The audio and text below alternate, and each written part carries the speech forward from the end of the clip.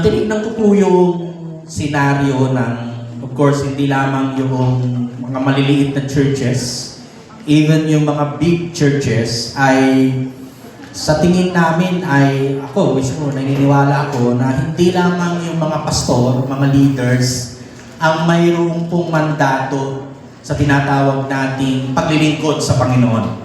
So meaning, lahat po ng kumilala kay Lord, tumanggap sa Kanya bilang Panginoon at sariling tagapagligtas, ay mayroong kakayanan, mayroong pong pwedeng magawa sa kingdom ng Lord. So sisiris po natin yung title na The Priesthood of All Believers. So from this time until last Sunday of the month. And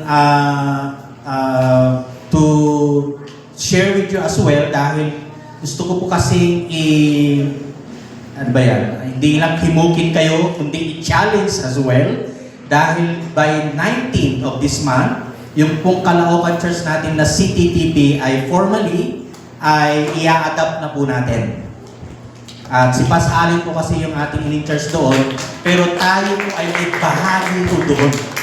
Kaya kailangan namin ng mga, kahit sabihin mo hindi ka pa, wala ka pang ginagampanan sa church, pero you have something to share at gusto ko pong yun po ang isipin natin. Hindi lamang itong month na ito, but the rest of the work na pwedeng ipapagawa ng Lord sa atin bilang iglesia, and of course as CTTP member of the Christ to the Philippines organization. So yun po yung gusto ko pong ilagay niyo po sa isip niyo, dahil later on po ay talagang lumalawak yung ating panggampan. Hindi lamang tayo nakatingin dito sa four corners ng ating church. Tingnan nyo nga po yung bawat sulok. Ilang sulok yan? Maraming sulok ata.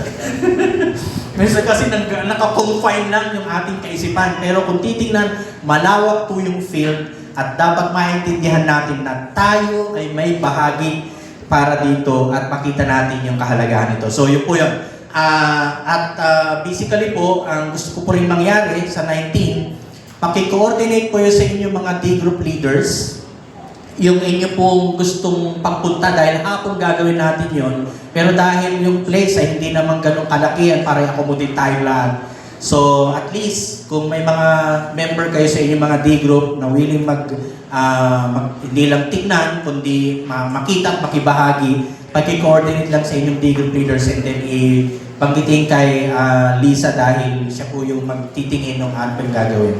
So hapon po yun ng ano. So yung mga ibang details siguro by next Sunday, kapakita natin. So priesthood of all believers. Nung inaaral ko po ito ay nagtingin ako ng ano ba pwedeng layunin natin dito sa part na ito.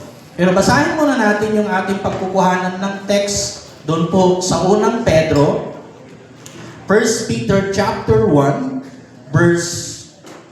chapter 2, verse 9. Ito yung isang verse 9 kukuhanan natin, pero the rest, may mga ibang part dito sa unang Pedro na pwede nating makita sa ating pag-aaral sa 4 na Sundays. At yung verse 9 na yan ng 1 Peter chapter 2 ay may 4 na mahalagang issues na kailangan nating pag-aralan para maintindihan natin ano ba yung priesthood of all believers. Okay. Verse 9 ng unang Pedro, sa English Standard Version muna yung babasahin ko na nakalagay dyan sa ating slides. Ang binanggit po dito, but you are a chosen race, a royal priesthood, a holy nation, a people for His own possession, that you may proclaim the excellencies of Him who called you out of darkness into His marvelous light. Sa magandang balita na salin, ito po ang binabanggit sa Tagalog. Ngunit kayo ay isang lahing pinili, mga maharlikang parit, isang bansang hinirang, bayang pag-aari ng Diyos. Pinili upang magpahayag ng kahangahangang ginawa niya. Siya ang tumawag sa inyo mula sa kadiliman patungo sa kanyang kahangahangang kaliwanagan. Tayo po muna yung manalangin. Salamat po, dakilang Diyos, sapagkat kami nandito na may kalayaan para hindi lamang makapakinig, kundi talagang bigyan namin ng pansin ang iyo pong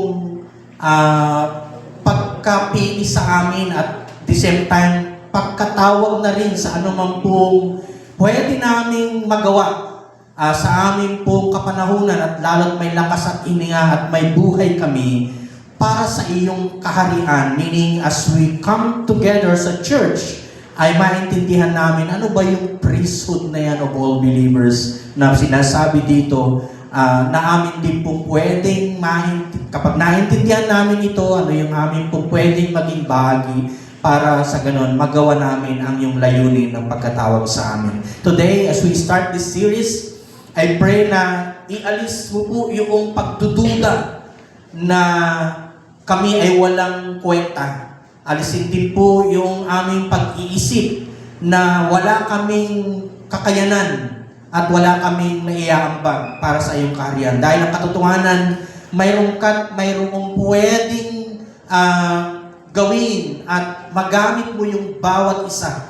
Either kami man ay hindi nandoon sa leadership, kami man ay isang member na dumadalo lang, pero along the way, ay kapag naintindihan namin ito, mas lalo pong kami ay magiging kabahagi sa iyo pong layunin. Lalo na sa anuman pong pwedeng gawin ng aming pong iglesia towards the mission that you want us to accomplish. Not only as a church, but also to help other churches. Para sa ganon ay maging isa kaming masasabing brother or sister na church to working together to help other churches. Today, as we start this series, I pray that even as we go along, your Holy Spirit will speak to us individually and collectively as a church towards the purpose of your kingdom. Salamat po. Pinadakila ka namin sa pangalan po ng aming Panginoong Hesus. Amen. Actually po, itong priesthood of all believers ay dumating po sa panahon lalo po na si John Calvin. Pinag-usapan yung paano nga ba ang church na kumilos sa mga panahon, lalo panahon po nila, para talagang maintindihan yung pagkatawag ng Panginoon. At hindi ito pinag-uusapan yung pari na sa panahon ng pag-iisip natin ngayon. Even the time na nung sinasabi nilang si Pedro ay nung siya po ay nawala na, ibinigay niya sa mga kaparihan yung authority to serve not only in the parishes but throughout the world. Kundi ang pinag-usapan natin dito yung priesthood na malahat ng kumilala, tumanggap kay Lord ay bahagi doon sa tinatawag na priesthood of all believers. Ngayon, mayroon po akong gustong intindihin muna natin na pinaka two important general objectives para at least doon tayo magpo-focus sa ating series. Una, na maintindihan natin tayo ay dapat ma-equip at talagang yakapin natin yung priestly calling na tinatawag. Yakapin ang pagkatawag bilang mga pari kay Kristo. Sa mamaya, later on, sa mga ating mga preachers that pwedeng tingnan nyo, ano ba yung priest na yon? Kilalanin din ang pribilehiyong direktang paglapit sa Diyos. At kung tutusin na yon, mawawala yung kaisipan na si Father lang yung may kakayanan para kaugnayin ang Diyos. Kasi yun ang pananaw, na bawat isa rin sa atin may directly access sa Diyos. Pakisabi mo, direct access to God. Kasi baka mahanap pa kayo ng mga padrino para makausap ang Diyos. Problema po yung pag ganun ang pananaw nyo kasi ang totoo, once na tumanggap ka kay Lord, naging isa kang followers niya, you have that privileges, that access to call to the Father directly. At yun po ay isang pinapatukuyan dito na gusto ko pong maintindihan po natin po yun. But at the same time, ay ma-remind tayo na bawat Kristiyano ay tinatawag nating priest in Christ. Or we could say, Kristiyano na tayo na mga pari kay Kristo na tayo iniligtas para maglingkod, hindi para lang umupo. Sabi mo sa katabi mo, hindi lang taga-upo ang iyong pwedeng gawin. Kasi baka mabutas na po yung silya. Kung kung tutusin, kung kapaborito mo po yung upuan na yan, baka obserbahan mo, baka yan pa rin yung may butas na. Hindi talaga may butas naman talaga dinisin yan. Maliban na yung mga upuan na medyo mas maganda-ganda, ayoko yun. So, yun po yung gusto po nating general objectives. Pero specifically, na objectives natin, layunin, ma-explain natin ano ba yung biblical basis ng priesthood of all believers na tinatawag. Lalo na kapag binasa natin na ito, yung verse 9 ng chapter 2, maging yung apocalypsis o kaya pahayag. I think maganda pong tingnan po natin yan kasi even in the last time of John, ay binanggit po niya yung word na yan. Nung siya pinagkaroon ng tinatawag nating encounter, nung siya ay nandoon sa island of Patmos where God showed him a vision. So pahayag chapter 1, verse 6, hindi ko kasi po inilagay na yung particular na verse na yan. Pero tingnan po natin yan at napakalinaw dito yung binabanggit. So, pahayag chapter 1, verse 6. At ito po ang binabanggit sa passage na yan. Titingnan niyo po, sa magandang balita, Biblia, ginawa niya tayong isang liping maharlika. So, even Peter, ay yun po yung kanyang pagtingin na binanggit sa mga Kristiyanong sinusulatan niya sa unang Pedro. Actually, yung 1st and 2nd Peter, yung book na nasulat ni Pedro, upang maglingkod, tingnan niyo yung word na yan, sa Diyos at Kanyang Ama bilang mga, ginamit dito sa Tagalog na version, hindi pare, kundi saserdote.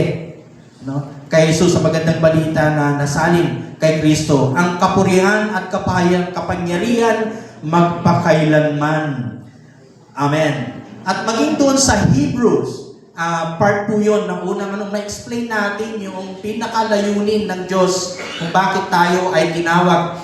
So Hebrews chapter 10 verse 19 to 22. At malinaw po yung pwede nating gawin na makaugnay ang Diyos specifically to come to Him. So chapter 10 ng Hebrews verse 19 to 22. Verse 19, kaya nga mga kapatid, tayo'y malaya ng makapasok sa dakong kabanal-banalan dahil sa kamatayan ni Jesus. Binuksan niya para sa atin ang isang bago at buhay na dagdaang nalaglalagos hanggang sa kabila ng tabing.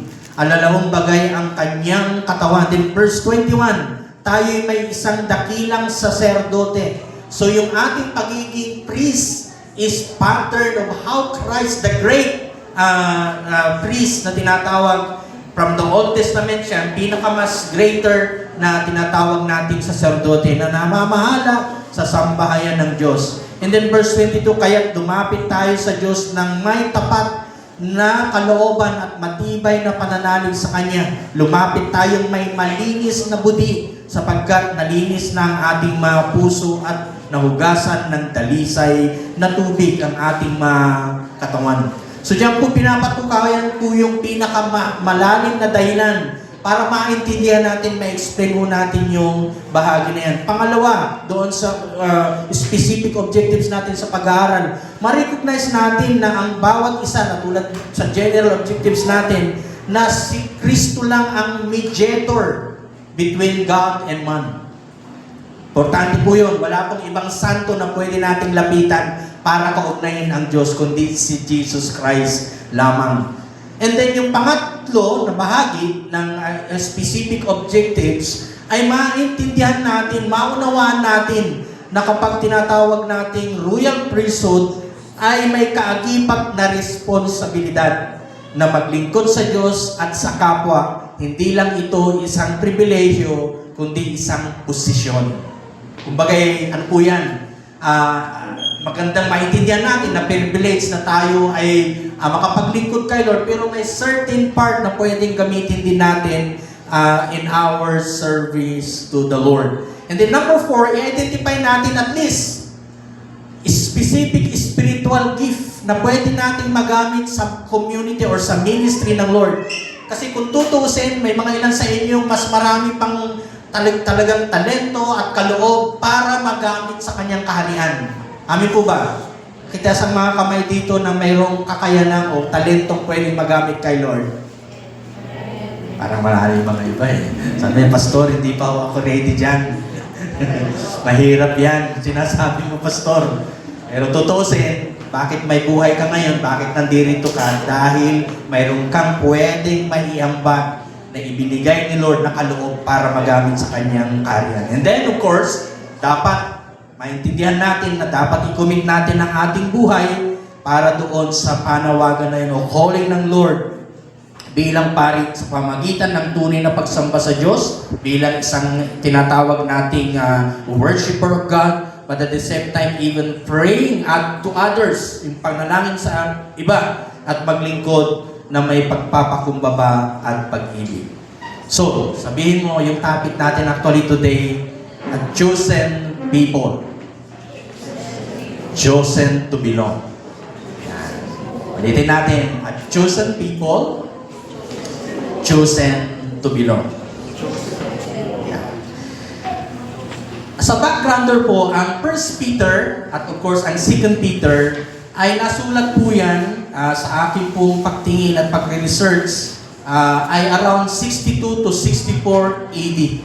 So, ibig sabihin mga parang half after, parang in that year ay umabot na mga at least 32 to 33 years after na namatay si Jesus Christ nung panahong nasulat po ni Pedro itong ating pong binasang libro or pag binasa niyo po ang 1 Peter and 2 Peter. Ang mga tagatanggap ng panunulat na ito ay mga tinatawag nating mostly Gentiles ayon sa pagre-research ay mga hintil ang marami. So dahil sila po ay nandoon sa tinatawag nating Asia Minor na ang modern day ngayon ay Turkey. So sa Middle East po yan kung ilalagay natin. At ang pinaka-situation wherein ang mga Christian na Gentile Christian at that time ay meron silang kinakaharap na social marginalization or as we could say suffering and persecution sa kanilang pananampalataya. At ang paningin nga ng mga tinatawag nating mga hindi sumasampalataya kay Lord, sila ay considered outsiders in society. Hindi parang sila ay walang kwenta sa tingin nila, itong mga mananampalataya. At ang pinaka-purpose kung bakit sinulat ni Pedro ito pong book ay para i-encourage sila na tumayo sa kanilang katotohanang natanggap, the faith that they have, the truth about their relationship to Jesus Christ. At yung of course, sa kanilang pag-stamper ay maging matatag sila sa kanilang pananampalataya. But at the same time, ay gusto rin makita at encourage itong mananampalataya to live a holy life in the midst of hard persecution. So, ganun po yung sitwasyon po nila. Kaya, hindi po ganun kadali ang dinadaanan ng mga Kristiyano at this time. Kasi po, ito na rin yung starting point kapag pinag-usapan natin yung church history about Nero's tinatawag nating pag-persecute sa mga Christians. At dumating nga po si Nero, siya na po yung sa Roman Empire, ay kung babasahin niyo po ang church history, yung mga Kristiyano po na hindi po i-deny ang kanilang pananampalataya, sila po yung nagiging torch doon sa kaharian ni Nero. Buhay sinusunod. Sabi mo sa katabi mo, buhay ka pa ba?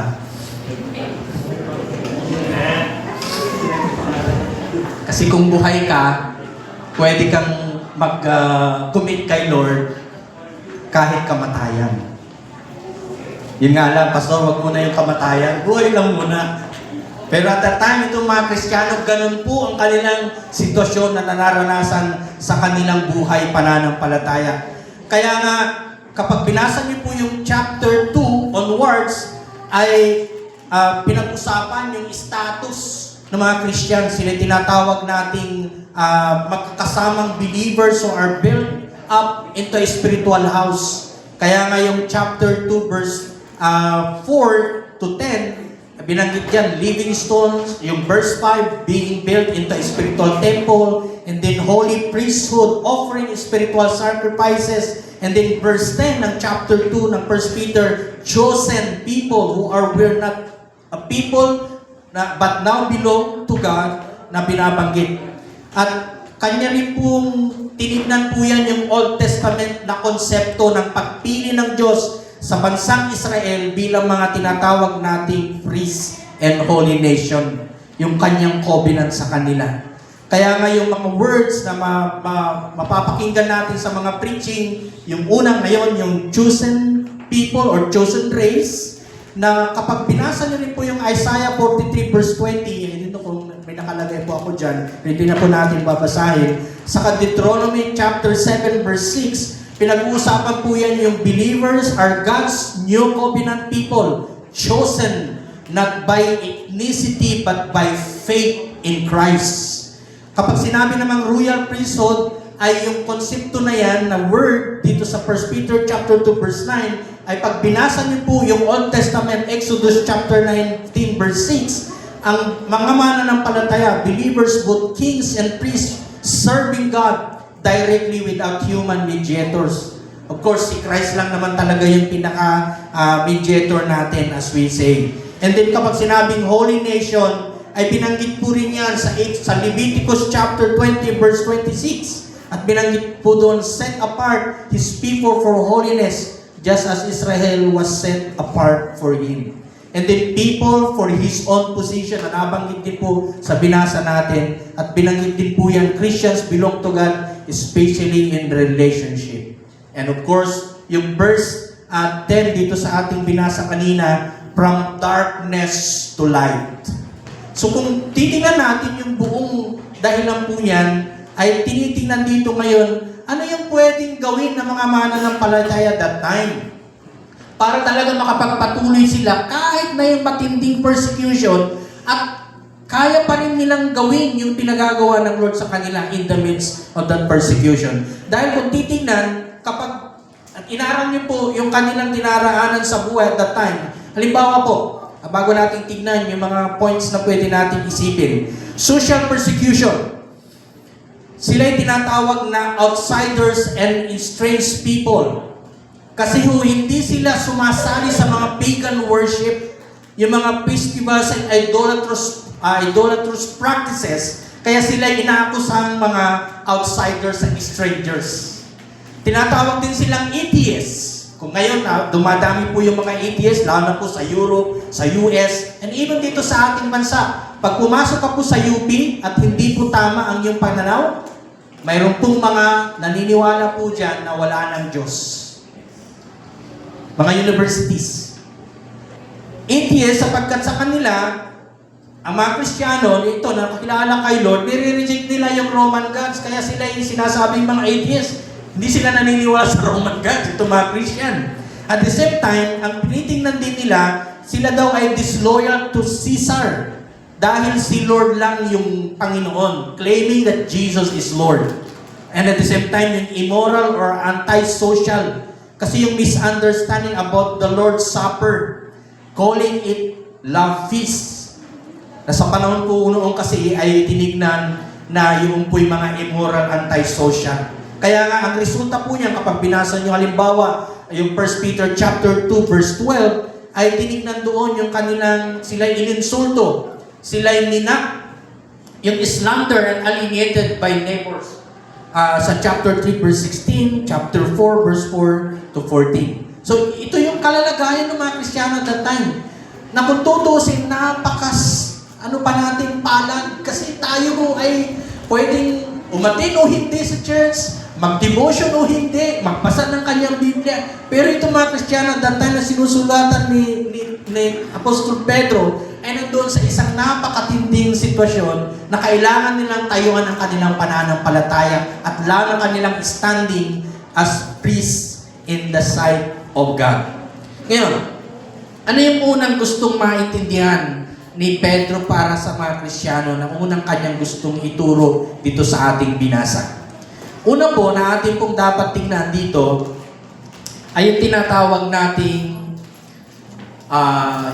yung God's service of God's sovereign choice na tinatawag. Tingnan niyo po ngayon sa iyong edad, kailan ka nakakilala kay Lord at balikan mo po yon. Anong dahilan kaya? Ba't ka nakakilala kay Lord or na-encounter mo si Lord sa buhay mo? Ano kayang dahilan? Nandun ka ba sa napaka-problemado mo na o kaya kung ang pamilya mo ang dahilan na parang gulong-gulo ka and then the Lord either naggawa ng kaparaanan, may nakapagbahagi sa'yo. So, kung babalikan niyo po yun, ano yung standing mo at that time? Pero kung tutuusin, ang isang gustong ipakita ni Pedro sa mga Kristiyano at that time na sa panahon ng pagkilos ng Lord, His sovereign choice, ay pinili sila. Kaya sinabi mo, sabihin mo naman sa katabi mo ngayon, totoo bang pinili ka na? Kasi kung hindi pa,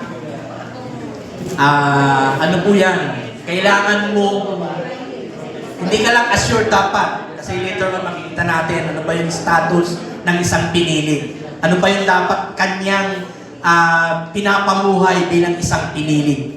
Pag sinabi natin pinili, ay hindi lamang po yung Diyos ang siyang overarching na kumilos, kundi mayroon po ka rin tinatawag nating pag-amin, pag-response doon sa tinatawag nating pagkatawag.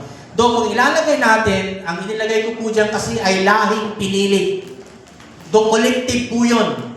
Pero kapag individual yung titingnan natin, ikaw ay isang makasalanan dati, pero ikaw ay iniligtas. So, from sinner to save. Or ikaw ay makasalanan, pero iniligtas ka.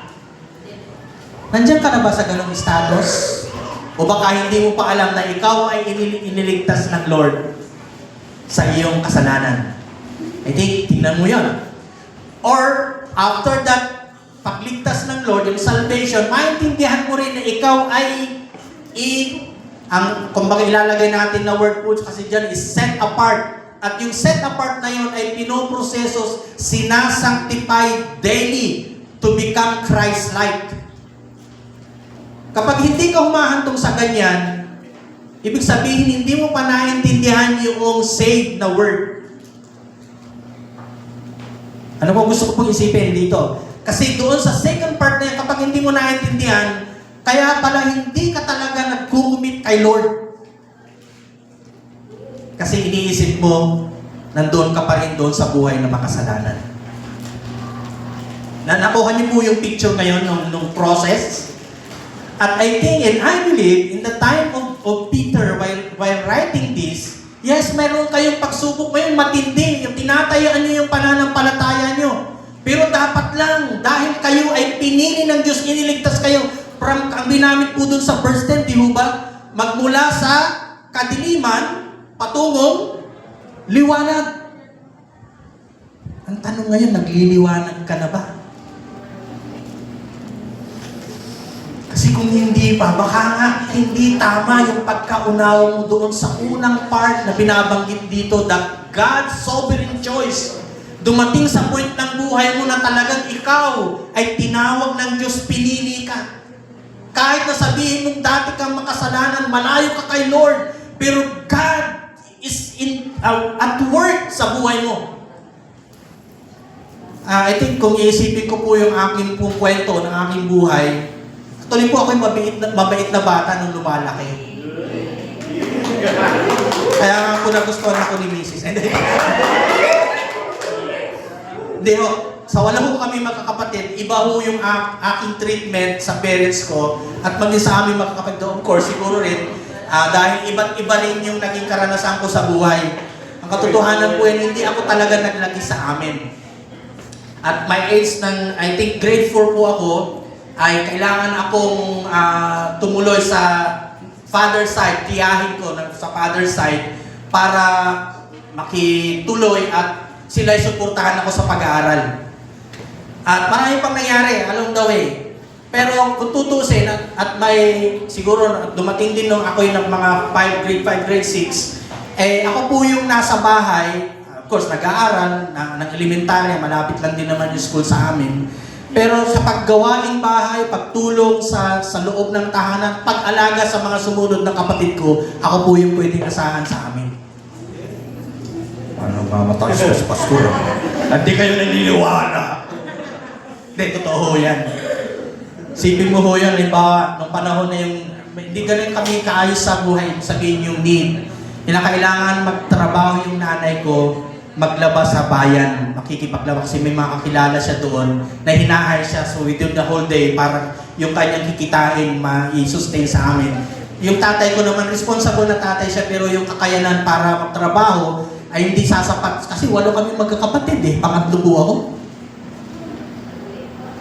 Pero alam ko kahit sinabi kong ako'y mabait, marami pa rin ako mga pwedeng iniisip na ginagawa na mali. And God, at my second year high school, doon ko po na-encounter si Lord. Dahil malamang yun po yung panahon na ako ay kanyang tinatawag. Hindi lamang iligtas from darkness, but from darkness to light.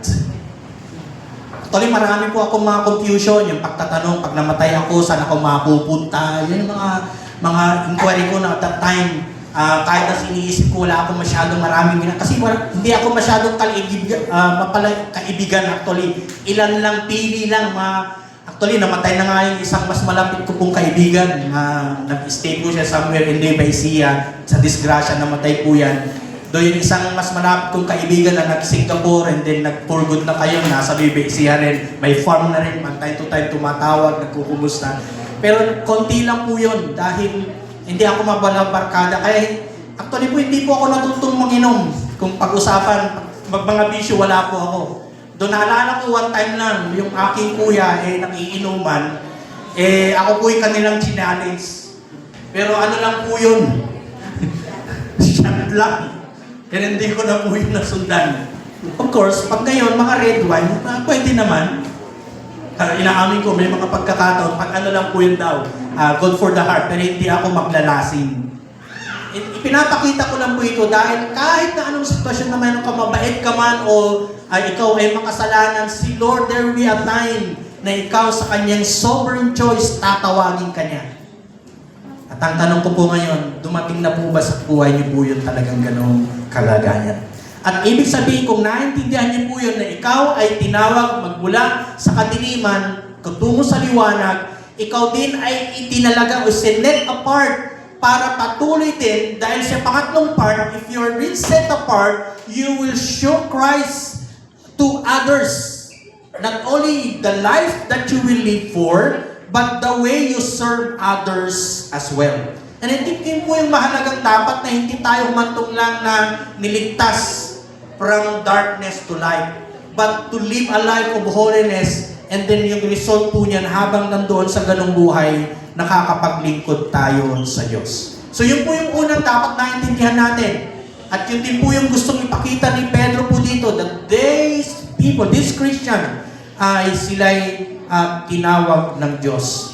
Sovereign choice po yan ng Panginoon. Okay. Pangalawa po, na dapat natin pong intindihin dito sa part na to, at pakitignan nga yung next slide natin. Yan. A people of identity. Of course, makakalungkot lang sa mga ladies kapag nag-asawa na po kayo, yung mga apelyido niyo po, anong mangyayari? Ano nangyayari? Nabubura pa. Nabubura napapalitan kasi yung identity ng inyong asawang lalaki, kanilang surname, yun po yung inyong dadalhin. Though may batas naman na pwede mong hindi gamitin yun, mag-change status kung ikaw ay babae, pero malimit, di ho ba, na kapag ikaw ay nag-asawa at babae ka, yung apelyido ng iyong asawang lalaki ang iyong dadalhin. Ano kaya? Mawawala kaya yung identity mo noon?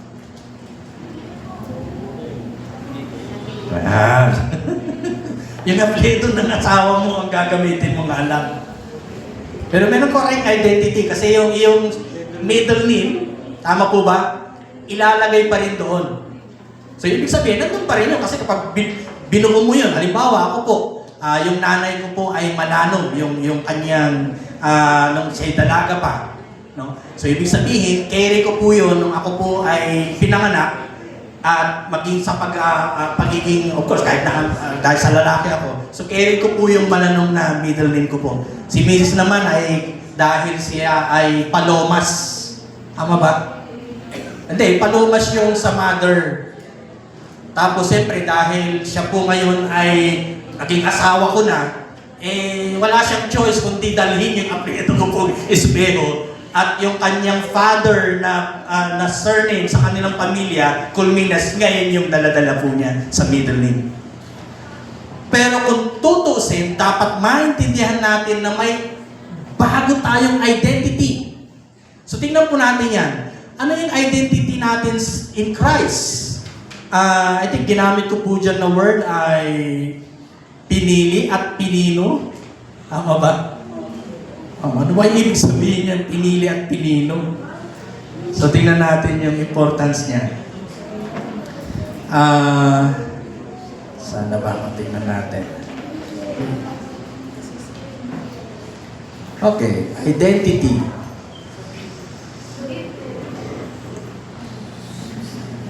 Pag tinignan niyo po yung pinino at pinagiging ganap para maging kawangis at katulad ni Kristo. Kasi yung una, God's chosen, God's sovereign choice. So individually, tayo po ay may pagkatawag, but at the same time, collectively, mayroon tayo ng identity as believers of Christ. Hindi tayo Christ in isolation, kundi bilang bahagi ng isang community of believers. Actually po, kung titingnan natin yung identity na binabanggit ni Peter dito, ini-emphasize ni Pedro yung tinatawag nating identity before activity. Ibig sabihin, before believers do anything, they must know who they are in Christ. Halimbawa, yung challenge natin, magamit mo yung kaloob na ibinigay ni Lord sa iyo para sa kanyang simbahan o sa gawain ng Panginoon. Pero dapat maintindihan mo na yung tamang identity mo kay Lord, kay Jesus Christ, ang siyang magiging dahilan para makagawa ka ng tamang pagganap. Kaya nga, ang ginamit natin dyan, identity before activity.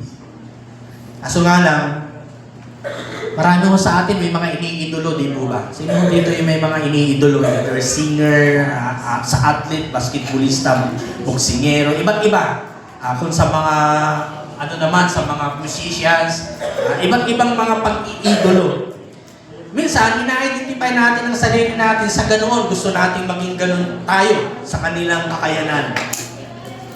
Pero kung tutuusin, tayo hong lahat ay mayroon pong connectivity and identified in Christ. Meaning, halimbawa, tinawag ka ng Lord, hindi ng sinuman. At dahil dyan, ikaw ay nakakonekta kay Lord. Kaya nga ang ginagamit po natin dyan, God's people are chosen not for privilege alone, but for a purpose, that you may proclaim the excellences of Him. And that is why yung church, na inherit natin yung Israel's mission to display God's glory for the nations. Kaya dito po sa pangalawang bahagi, ano ba yung pwedeng identity na mayroon tayo dapat? Kapag hindi natin kasi nalaman yung identity natin, hindi rin natin matatayuan yung kung ano yung ating pong status kay Lord. May mga ilan akong inilagay na word po dyan. Pakitingnan na natin yung part. Yan, so yung passage na yan. Bilang identity natin, tayo ay anak ng, anong sabi dyan? Child of God. Sa yung John 1:12. Basahin nga po natin yan. 1, 2, 3. Yet to all who received Him, to those who believe in the name He gave, the right to become children of God. So, ibig sabihin, hindi ka na children of the devil. O hindi ka na anak ng Diablo. Kasi sabi mo sa katabi mo, dapat lang anak ng kanin Lord.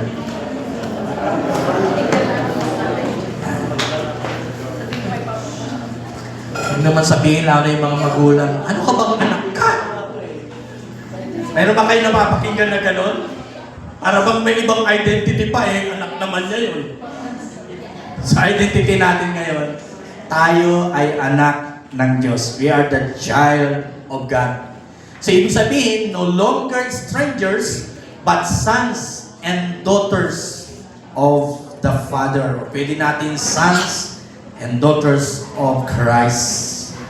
So, maliwanag dapat sa atin po yun. Yung una na yan. Pangalawa, importante pong part na dapat maintindihan natin. Mayroon na tayong tinatawag na panibagong buhay, new creation. At basahin nga rin po natin ulit yan, 2 Corinthians chapter 5 verse 17. If anyone is in Christ, he is a new creation. All things are past, and behold, anong ginamit dyan? The old has gone, and the new has come. Dito pumapasok yung set apart na tinatawag natin bilang identity natin kay Christ. Kaso lang parang komportable tayo doon sa old life. Meron pa ba tayong ganoong pinapamuhay? Kasi kung gano'n, ibig sabihin, ayaw mo talagang ikaw ay maproseso ng Lord para mabago. Ang mahirap po dito, parang ganito po. Kung dati kang makasalanan, tapos kumilala ka kay Lord, at naging mas worse kang makasalanan, anong nangyari in between? Ibig sabihin, may problem. Hindi mo naintindihan yung unang part that you are chosen in His sovereign choice para ilalis ka doon sa kadiliman, papunta doon sa kaliwanagan. At yung kaliwanagan na pinag-uusapan natin dito, hindi yung pag pinatay mo itong lahat ng ilaw, madilim na. Kasi parang ang gagamitin natin na word na yan is either hyperbolic, ibig sabihin, of course, kung literally may makasalanan kang ginagawa, hindi mo na yung gagawin dahil kumilala ka na kay Lord. Yung bagong buhay ng ipapamuhay mo, yung old life ay magiging dapat bagong buhay na. Iiwanan mo na yung old life na yun na sinasabi. I believe, yun po yung pangalawang mahalagang identity natin in Christ. Kaya nga, yung identity natin na defined by past sins, ano ba yan? Failures, or ano ba yan? Anong ginamit pa dyan? No word. Worldly levels. But by the new life Christ gives. Kaya, napakahirap intindihin yung isang sinasabi niyang matagal na siyang Kristiyano pero namumuhay pa rin sa kasalanan. Napaka-mahirap pong ano po yun? Ano bang tawag natin? I-reconcile. Kasi ang katotohanan, kapag ikaw ay kumilala kay Lord, mayroon mangyayaring pagbabago. Sabi mo sa katabi mo, may pagbabago na ba? Kasi kung wala, ibig sabihin lang mali yung inyong naintindihan patungkol doon sa unang pinag-usapan natin. But thank God, dahil ngayon, kung dati kang medyo hindi pino, halimbawa, simple lang, sa iyong pananalita, ang bilis mo magsalita ng mga bad words, o kaya kung baka sa mga bata, mga malulutong na usapin. Pero ngayon, ano na kaya? Pino ba? At least, mayroong nangyayari. At palapakan natin ang Lord yan dahil ibig sabihin, ikaw ay namumuhay doon sa pangalawang bahagi. You have the right identity. That the old, dapat umalis ka na doon at namumuhay ka na sa panibagong buhay nila. The new creation. Pangatlo, dito sa identity natin, importante rin po ito na connected dito sa ating pinag-uusapan. A royal priesthood and a holy nation. At yung verse na yun na binasa natin kanina, ibig sabihin, chosen, set apart, and, ano pa yun? Commission to represent God in the world. And I think yun po yung gusto ko pong makita natin din na magiging part na bahagi ng ating paglalakbay sa mundong ito. Na ibig sabihin lamang sa iyong identity na ipapakilala yung kaliwanagan na nanggaling kay Kristo sa iyong pamumuhay. At yung po'y challenging part, pero yan ang dapat maging bahagi sa iyong Christian life na journey. Dahil kung hindi ka pa humantong dyan, ibig sabihin doon sa unang part, yung panaintindihan, yung pagkapili ng Lord sa iyo. Pang-apat, I think mahalaga rin po tingnan mo natin itong pang-apat na ito. Meron pa ba? Pang-apat? Ay, wala. Actually, 5 po yan. Hindi ko pala nailagay yung ano na yun. Pero at least itong tatlo na ito, you are, balikan mo natin, una, sa ating identity, dapat naintindihan tayo na anak tayo ng Diyos. Kaya nga pag sinabi ng magulang nyo, kayong mga anak, ano ka bang anak ka? Of course, mother at tatay mo, nanay mo, anak ka nila, pero in reality rin, sa spiritual na aspeto, you are the child of God. And then of course, yung ating kalalagayan, na tayo may you have the new creation, na dapat tayo ay namumuhay na doon sa new life na yun. And as a priest of all believers, we are also sharing the truth, the light of Christ to the world kung kinakailangan. So, mahalagang maliwanag po sa atin yung pangalawa na ito. The third and last part dito po sa pangatlong point na gusto nating pag-usapan. Maliban na ikaw ay pinili, that's choice po yan, but you are also yung tinatawag nating identity. At yung pangatlo, living with assurance. I think yung parang sa panahon na yan, sa mga Kristiyanong sinusulatan ni Pedro, kahit na anong nangyayari sa inyo, mayroon kayong assurance na si Lord ay kasama niyo.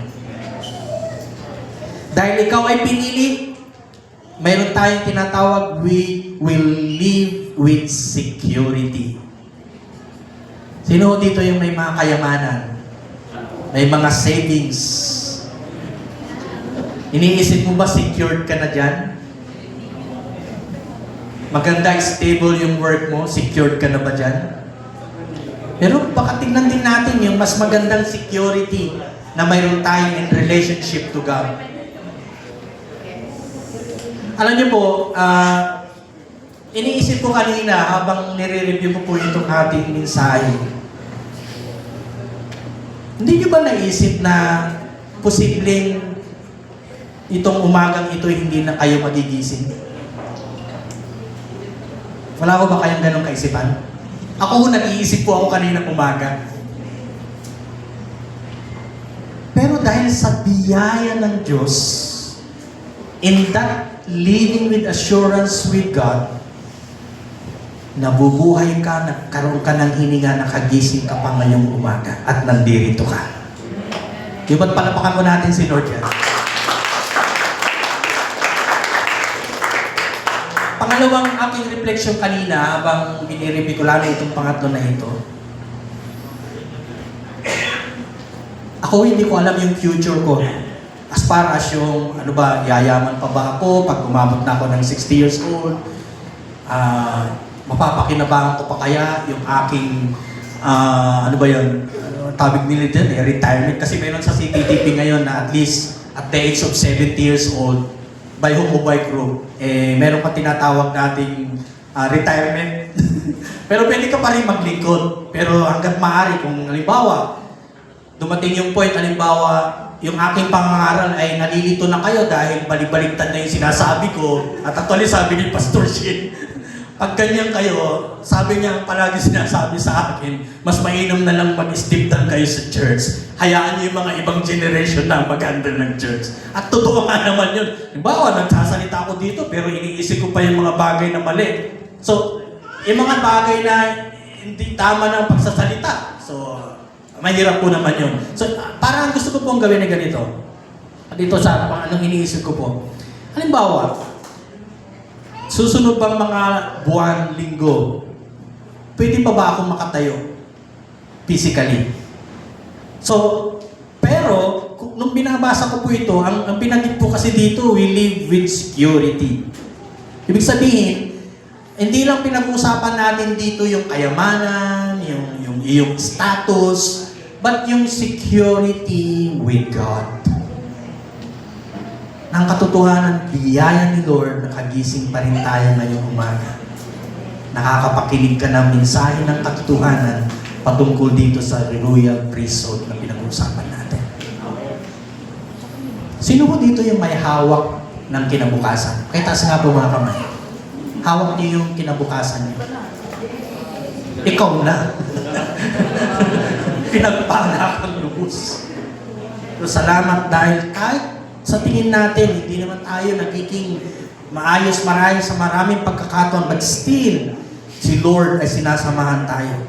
Kaya nga yung assurance natin ay hindi nakabase sa opinion ng tao o yung anumang value na mayroon tayo, kundi yung identity natin kay Kristo. Importante po yun. Parang ganito po, ako pinangarap ko man yumaman kung material na bagay. Kasi siyempre rin, iisipin mo namang isinilang ka na nga mahirap, tapos mabubuhat, mamamatay ka pa rin mahirap. Parang ano nangyari? Pero kung tutusin, pag tinignan mo yung perspective sa makalangit na pananaw, hindi naman talaga mahalaga na yung kayamanan kung yan naman ay nakakasira na ng buhay mo.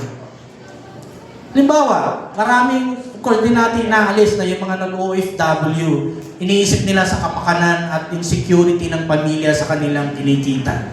Pero ang nakakalungkot, may magandang bahay, napoprovide lahat. Pero pag umuwi, halimbawa, may ibang nang kasama, yung asawang babae iniwanan.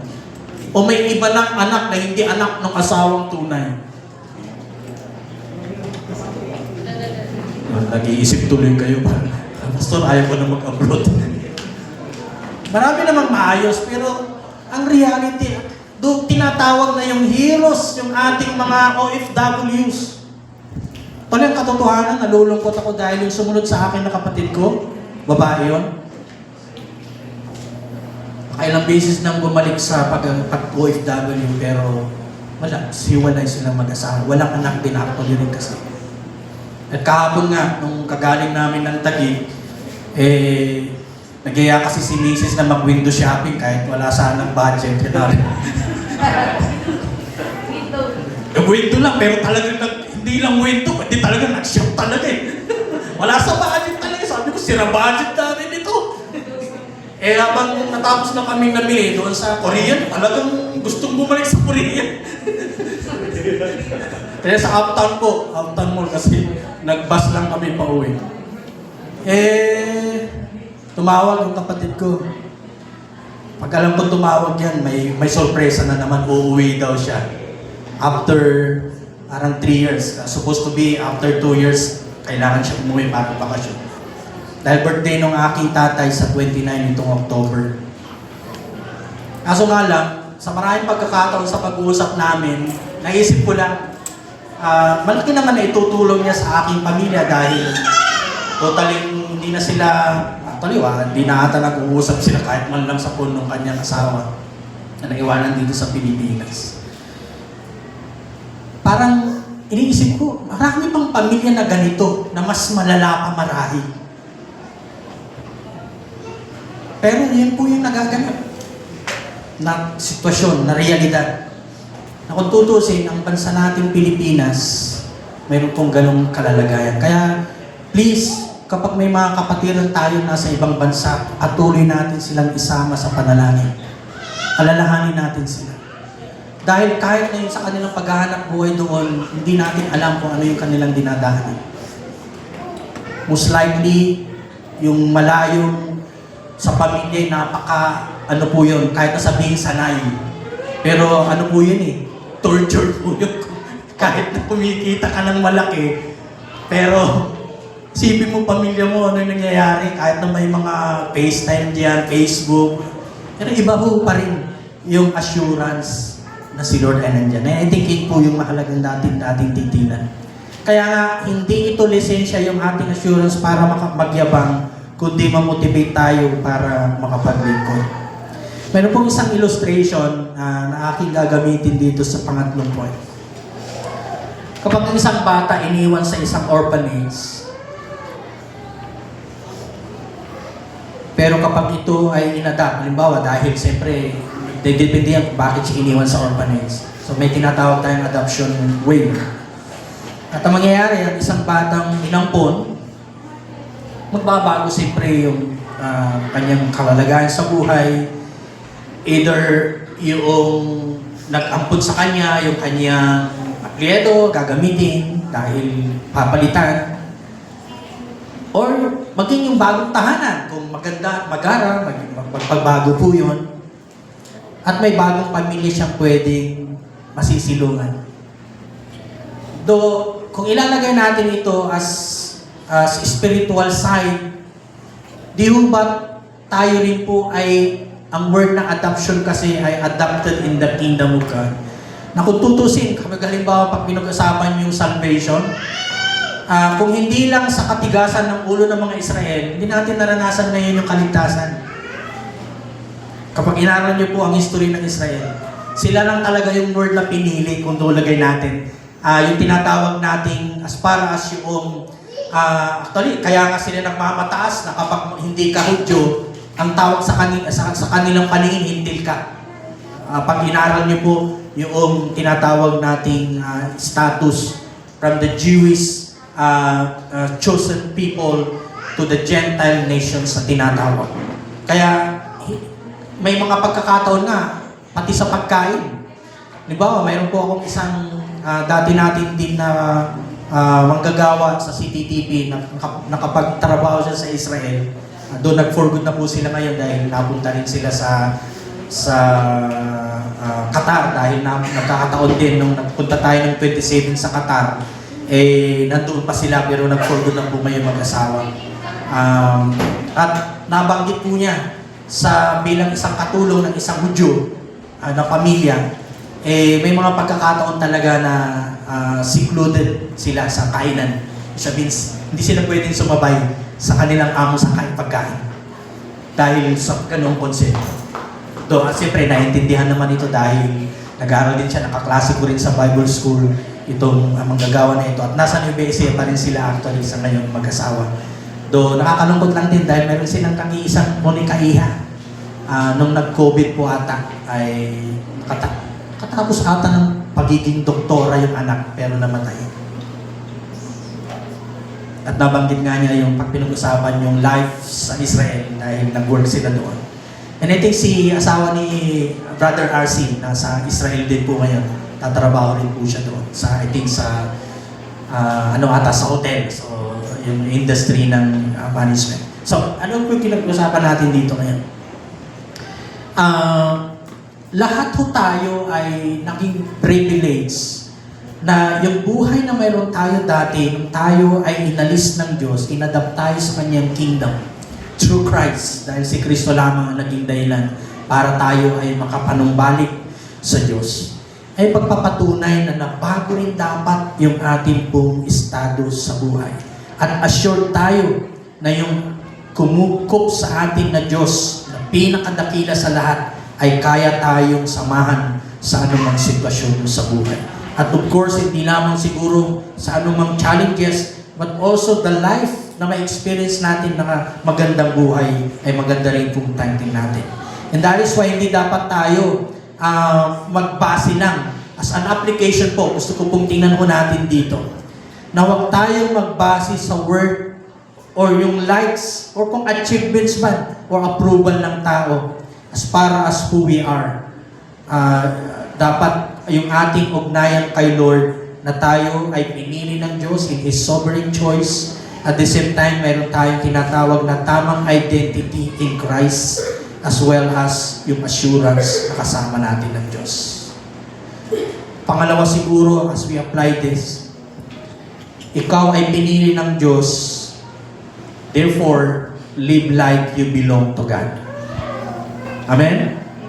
Kasi para napaka-imposible, hindi pwedeng may reconcile na ikaw ngay kumikilala, sinasabi mo ang Lord, pero yung buhay mo malayo sa kung ano ang Diyos sa buhay mo.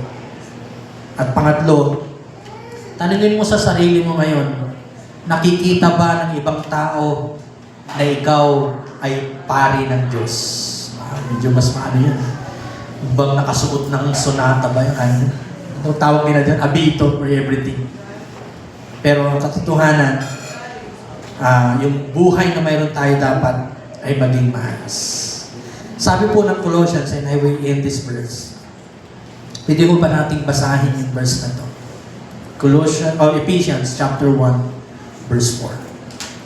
1, 2, 3, He chose us in Him before the foundation of the world to be holy and blameless in His sight. At least makita natin na ito yung pinaka magandang katotohanan na hindi pwedeng pasubalian as far as the verse is concerned. That we are chosen by God before the foundation of the world upang sa ganon maging isang banal at yung tinatawag nating blameless in His sight. I pray that itong tatlong tinignan natin, that God's sovereign choice, tayo ay pinili ng Diyos, a person or a people of identity, may kakaibang identity na mayroon tayo dahil pag-aari na tayo ng Panginoon. Hindi na ka na pag-aari ng Diablo, kaya hindi ka dapat mamuhay sa old life or kasalanan. At the same time, yung assurance na ikaw talagang may tinatawag tayong pagpapatunay na ikaw ay mayroong pag-adopted sa kingdom or in the family of God. Tayo manalangin. Lord, today, as we prepare for the communion, ay tulungan niyo po kami na pagbulayan namin ang mga katotohanan ito na aming napag-aralan. Bilang kami na mga saserdote ni Kristo, the priesthood of Christ, as believers following you, tulungan niyo po kami na maintindihan namin na talagang dumating sa point na buhay namin na ikaw ay gumawa ng kaparaanan para alisin kami sa madumi man yan, madilim na buhay tungo sa liwanag. And that's the choice, that sovereign choice, Lord, ay talagang ginawa mo yun, hindi kami. Nag-response lang po kami doon sa layunin mo para kami ay ligtas. But at the same time, we have a life to live. Our identity in Christ, na kami ay anak mo, inilagay sa isang pamilya, at binigyan ng panibagong buhay para hindi mabuhay sa old life. But at the same time, you are collectively o pinagsama-sama po kami bilang isang mga saserdote para makapaglingkod, ipakilala si Kristo.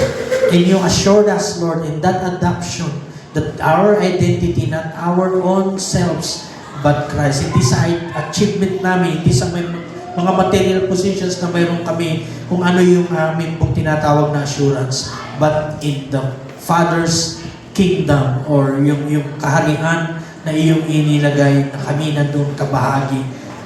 Hindi lamang dito sa mundong ito, but in the future life as we face God in the coming judgment.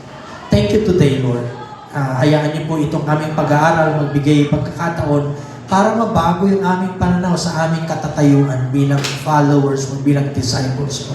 At hayaan na habang may lakas kami, may buhay kami, ay patuloy kaming makaganap, magawa namin din yung anything that could help, lalo na po sa paglilingkod sa iyong kaharian. Salamat po, dinadakila ka namin sa pangalan ni Jesus. Amen and amen.